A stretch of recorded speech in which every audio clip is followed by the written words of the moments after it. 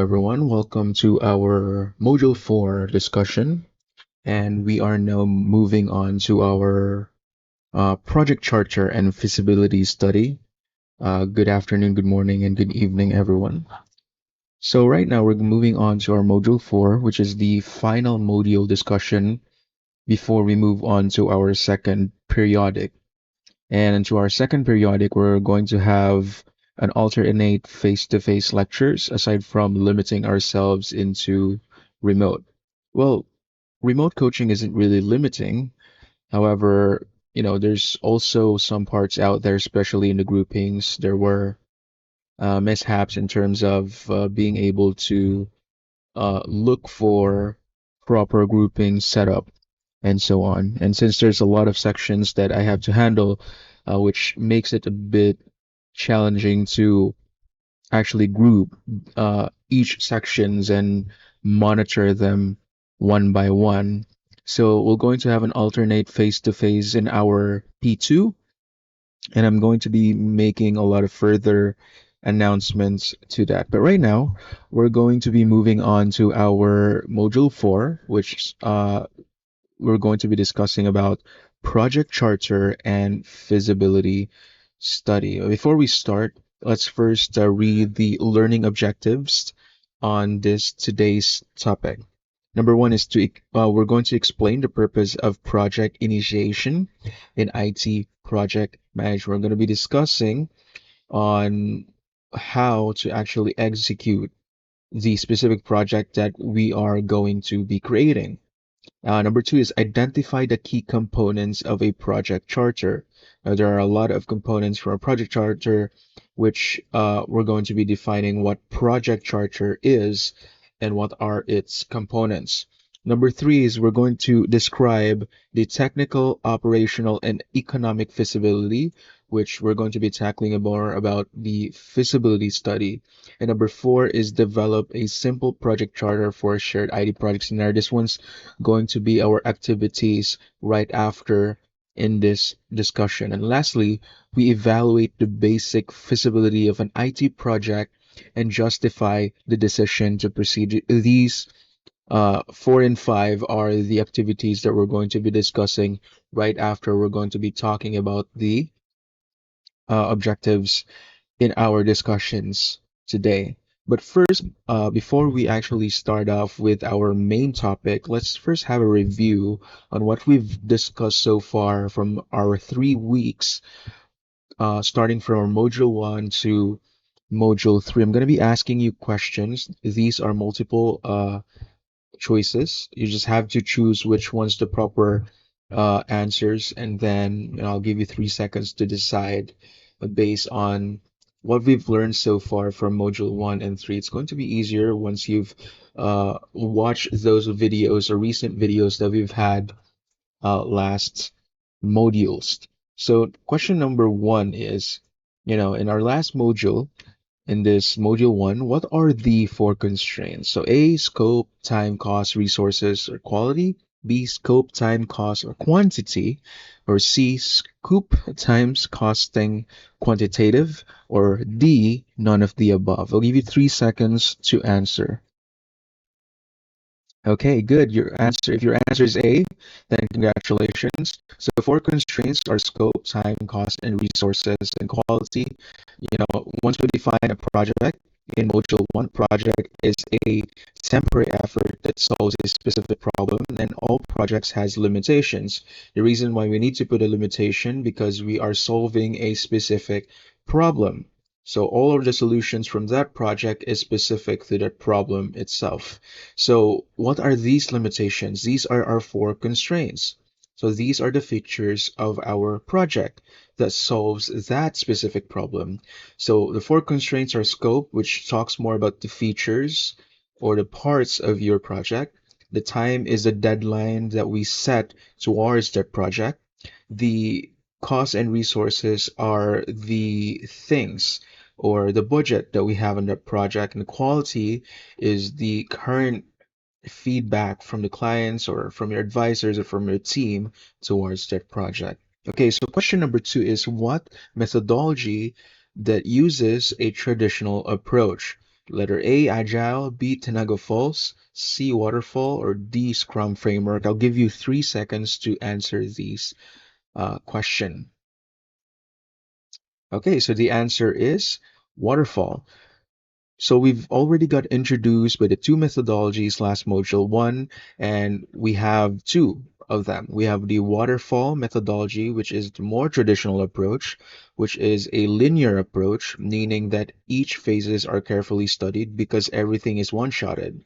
When we say one-shotted, all, including your clients, is already expecting you to have a it's already expecting you to have a final output that is usable. While Agile gives you a flexible approach, which talks more about the client's different types of feedback while maintaining or making the current features usable. So number three is we're moving on to the module three question is that what does SDLC stands for? Is it letter A, System Development Lead Cycle, B, System Developing Life Cycle, or C, System Development Life Cycle, or letter D, none of the above? I'll give you 3 seconds to answer this question. Okay, so the answer is System Development Life Cycle. Again, SDLC for Module 3 is the stages that we need to use in order for us to properly mitigate or properly use these methodologies. We have Agile, we have Waterfall, and so on. Now, SDLC stages are the stages that we use towards in making the project. However, there are also SDLC models, and these SDLC models, like Waterfall Agile, uses the same SDLC stages. However, the approach is different depending on the complexity of the project. Okay, so good. So once again, in Module 1, we learn how to define and how to manage a project. We have the four constraints, which is scope, time, cost, resources, and quality. We have the two methodologies, which is waterfall and agile. Okay, note in Module 1, we've already defined what project means, and we've already know how to manage a project. Now, in Module 2, we dive deeper into Agile because we appreciated how flexible Agile is. And that is why we've learned more about its framework, which is the Scrum framework. We've learned throughout the Module 2 about Scrum roles, Scrum ceremonies, Scrum artifacts, and the visual board, which is what we call the Kanban. So we've dived deeper, we know how to manage a project, we've defined a project, and in Module 3, we learned how to build or have idea on how to build a project. So in building a project, we've learned more about the SDLC stages, the planning, analysis, design, development, testing, deployment, maintenance. All those 7 stages are followed for each of these SDLC models. Though they follow the same SDLC stages, they will have a different approach. For waterfall, they may use a linear approach. For agile, they may use a flexible approach. So in general, all of them uses the same SDLC stages. However, for each of these SDLC models depends on the project that they are approaching. So now we're moving on to Module 4. Once again, in Module 1, we define a project. In Module 2, we manage or we learn how to further manage a project. In Module 3, we learn how to build a project. But in Module 4, we start off the project in the right way, or when is the project worth it or worthy to start with in the first place. Of course, we cannot just get a project and build a project. That's good. However, the question here is that is the project worth building? That's the module 4. And that's why, before we actually move on to the terminologies that we've had in our objectives, let's have some little bit of exercise before we start. It's just a normal yes or no answer in this question. So number one is all of you should stand up in the middle. This one is actually supposed to be an activity. However, you just have to say yes or no in this given scenario. I want you to imagine your team has an IT project idea. You already know how to manage a project, how to use Agile, and how to build a system. However, the question here is that should your team start developing immediately? This is a yes or no answer. I'll give you 3 seconds to answer this. Okay, so in this scenario, your team has a project idea. You already know three of these. You already know how to manage a project. You even know how to define a project. You even know how to use an agile method, which is good. And you already know how to build a system. Everything is already complete. However, the question here is that should your team start developing immediately? And a lot of people, or I assume that most of you would say yes, but the main answer to that is no, because we have to actually understand the project itself. Yes, maybe the project can be manageable, the project can be built up, or the project is already defined. However, when do we need to decide if the project is a go or a no-go, or if the project is worth it to start with? That is why we have what we call the project initiation. Now, what is project initiation? Now, project initiation is the process of deciding whether a project should begin. Okay, so in module 1 to 3, we've learned how to set up a project. We manage, build, and define what project is.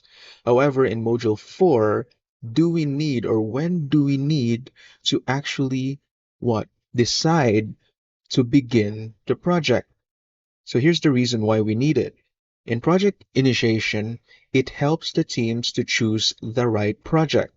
Of course, in every client or in every project that we think of, we always think that is this project worth it? Is this project or does this solve all of the problems? Or is this project solves general problems of the masses? Because we cannot just create a project that solves your problem. It should solve the problem to many. It defines the project. Now, project initiation defines the project. Number three is that it gains approval. It gains approval to the teams, to the clients, to the users, not just you and your team, but also the other people. It avoids wasting resources as well because there are a lot of project out there that is executable. A lot of teams are actually building it. A lot of teams are actually managing it. But at the end of the day, sometimes some of these projects stop halfway because they've wasted a lot of resources. So in the start of the project planning, you should be able to actually initiate the plan if is this worth starting with in the first place. So why project initiation is important? Now, without project initiation, objectives are unclear, which is true. Everything is going to be unclear because you don't have an initial plan. You maybe have in recall module 1 to 3. How do you actually have different types of methodologies? You already have the proper limitations of the project. However, the main idea of that project is that is not worth it to build with because you may be thinking about the short-term potential, but in the long run, it's not going to be worth it because you're wasting a lot of resources and it's not that feasible or usable towards the people that you're building with. Number two is scope keeps changing. You know, the feature keeps changing. It doesn't really solve a specific problem. You're trying to build a project and then you try to execute based on the client's feedback. And then once it doesn't really fit in that idea, you're going to change that limitation, which causes confusion and just waste of resources. Number three is that resources are wasted. That's number one rule. If the resources are wasted, it's not practical. So without project initiation, projects are more likely to fail because you've already have these reasons here. Unclear, it's changing, and it's wasting resources. Now, before we actually move on to the next uh, term that we're going or concept that we're going to be discussing, I want you to think and share if you're studying with along with your friends with this discussion, or just reflect or think or a bit of a review before we start. So I'd like to ask a question: what is project initiation? And why is it important? And what problems can happen if we skip it? You can actually pause this and then let's proceed to the next concept. All right, now let's move on to the next concept, which is project charter. Now, what is project charter? Now, a project charter is just a document that officially starts a project. It answers why are we doing this project? What is the goal? who is involved, and what are the project boundaries. Now recall from project initiation, we've already have the main components of the project on when do we need to start. If we see some potential in the project, then project charter starts. You know, it serves as a document that identifies the goal of that project. It identifies the things on or the purpose of that project, who are involved in building this project, and lastly, what are the project boundaries, or what are the things that could build this constraint so that we can actually specify the problems that we're trying to solve. So here's the example of a project charter. We have the project title, the purpose of the project, the scope, objectives, the stakeholders, the deliverables, the timeline, and constraints. This is basically the combination of all that we've learned from Module 1 to 3. So once we've already executed and see potential of the project, we're creating the project charter. Hence, we're going to apply on what we've learned in Module 1 to 3, which is very interesting, right? So, which one of these belongs to a project charter? Now, we've already learned about the project charter, about the documents, in actually building a high level way of writing all of its main features. So, I'll give you 3 seconds to answer this. Which one of these belongs to a project charter? Okay, so the answer here is project purpose. The explanation of this is that a project charter is a high level document and it does not contain technical implementation. When we say it does not contain technical implementation, it doesn't really require on the technical aspects. It already requires a document. We say high level document, it talks more about the feature and the concepts of the project. It talks more about the who are creating this project, who is the owner of this project, who are the people who executes and accepts or approves this type of project. So it does not contain technical implementation details like source code or database tables. Those are in the different story. When we say project charter, it talks more about the purpose of the project. It talks more about the written format on the features of that project. So far we've learned about the project initiation, on when to start a project. We've learned about the documentation once we've already implemented by the help of project charter. So next is, oh, here's the other thing before we move on. Before building a project, let's ask ourselves first, okay, can we do it? We've already done with project initiation, which is more of a, is this worth the go before we actually decide on building things? Hence, we start identifying who are the people or what are the features of this project through project charter. However, the main question here is that we've already defined those things. So we have to ask ourselves and the team, can we do it? Now, how do we identify if we can actually do the project? Because we already see the potential. Hence, that is why we have what we call the feasibility study. A lot of you have already been familiar what feasibility study means, and you've heard it a lot from your research way back from your senior high or first year college, or maybe from previous years you've learned about feasibility study. Maybe search in Google about research, and then you've learned about the feasibility study or the basic terminology of feasibility means. Now, what is feasibility study in IT project management? Now, feasibility study checks if a project can be built and will be accepted by the users, and is it worth the cost before starting the development. It's basically just a combination of project initiation. Could we build the project? uh, if the project is already been accepted, or is it worth the cost and resources if we're going to build this project, or does it solve a problem if we're going to build this project? That is a feasibility study. However, we also have an identification on actually identifying, or we have an identifier for us to actually identify if this specific project could be built. So we have the three types of feasibility. We have technical. It asks more of a question of, can we build it? Can we build a specific project that has already been given to us? Number two is operational.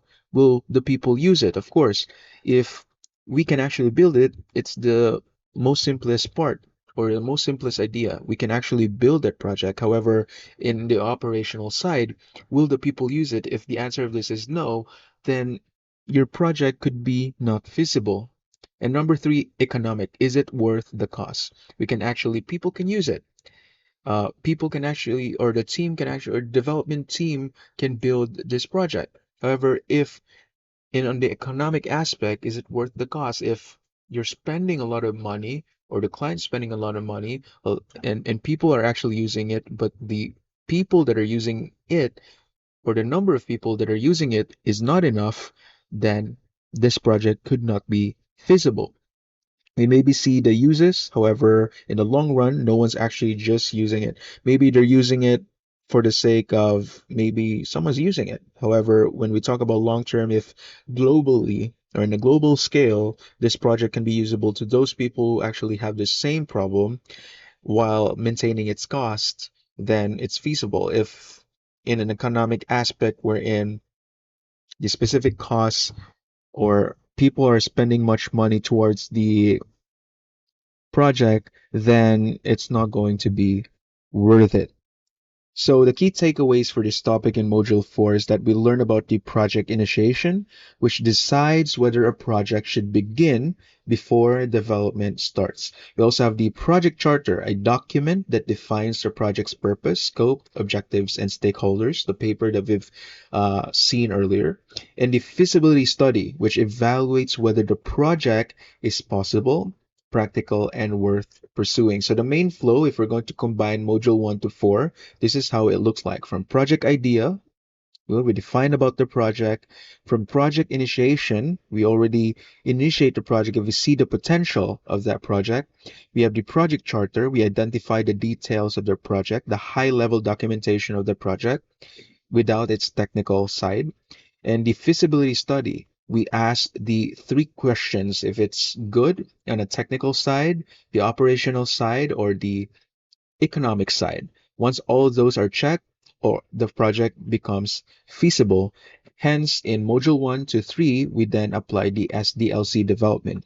We are going to be learning the project limitation, the four constraints, what are the methodologies that we're going to be using, and then we start off building the project by using the SDLC stages and its models. So it's amazing because module 1 to 4 are all connected. So if you're going to watch module 1, 2, 3, 4, or check the soft copy of your modules, you're going to be learning on how to actually build a project by just simply following them one by one. Once again, in module 1, we've learned or define how to actually define a project. We've also got introduced on how to manage a project. In module 2, we further learn how to manage a project. In module 3, we learn how to build a project. And in module 4, we learn how to execute when the project has potential. So that's it for our module 4 discussion. And for our activities, I'm just going to post it on our GCR. And if you have questions and concerns, you can actually go to the site office and ask questions regarding to our subject. And if you have further question, you can actually message me on our messenger. I'll try my best to actually reply because there's a lot of people who actually have different concerns, and I try my best to actually read each every one of your messages. So thank you so much for watching this discussion. I'll see you guys to our next activities and lesson. Thank you so much for watching.